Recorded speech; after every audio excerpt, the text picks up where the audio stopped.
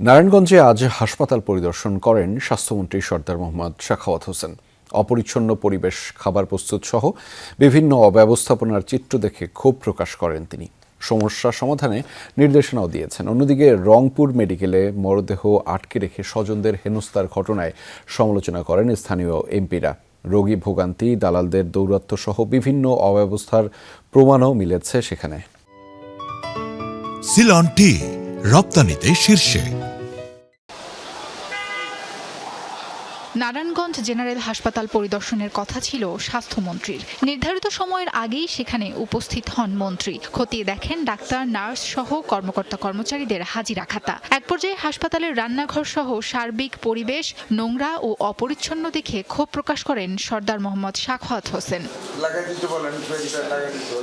নারায়ণগঞ্জ সহ 10 জেলায় আইসিইউ উদ্বোধনের পর মন্ত্রী জানান, স্বাস্থ্যসেবাকে জনগণের দোরগোড়ায় পৌঁছে দেওয়ার জন্য এবারের বাজেটে জিডিপির 1% অর্থাৎ 69,000 কোটি টাকা বরাদ্দ দিয়েছেন প্রধানমন্ত্রী।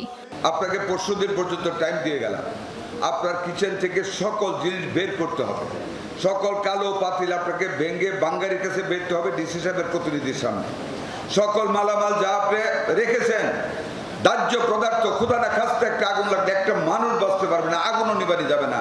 স্বাস্থ্যসেবার খোঁজ খবর নিতে রংপুর মেডিকেল পরিদর্শন করেন স্থানীয় 3 জন সংসদ সদস্য। জরুরি বিভাগ থেকে শুরু করে ওয়ার্ড ও মেশিনারিজ রুম পরিদর্শন করেন তারা। ধুলায় ঢাকা যন্ত্রপাতি, ময়লার স্তূপ আর সার্বিক অব্যবস্থাপনার বিষয়ে ক্ষোভ জানান হাসপাতাল ব্যবস্থাপনা কমিটির সভাপতি ও রংপুর 3 আসনের সংসদ সদস্য মাহবুবুর রহমান বেলাল। ইন্টার্ন চিকিৎসকদের দ্বারা মরদেহ আটকে রেখে মৃতের পুত্রকে কান ধরে ওঠবস করানোর ঘটনার সমালোচনাও করেন তিনি।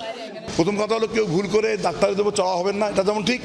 পাশাপাশি যদি কেউ ভুল করেই সেই ভুলের দায়ে শত সহস্র মানুষের একটা চিকিৎসা সেবা বঞ্চিত করবেন, এটা আর ধরনের আমি মনে করি জুলুম এবং অন্যায়। রংপুর মেডিকেলের 26টি এক্স-রে মেশিনের মধ্যে 24টি অচল।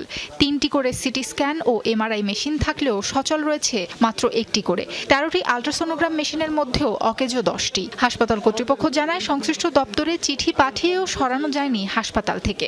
নতুন মেশিন স্থাপনেরও নেই উদ্যোগ। কত মাসে হয় এগুলো সরানো হবে, এই রুমগুলো খালি করা হবে, এটা একটা আমলাতান্ত্রিক জটিলতা।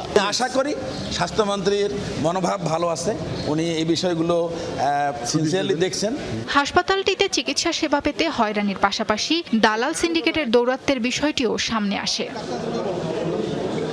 সাবরিনা লিজা, যমুনা নিউজ।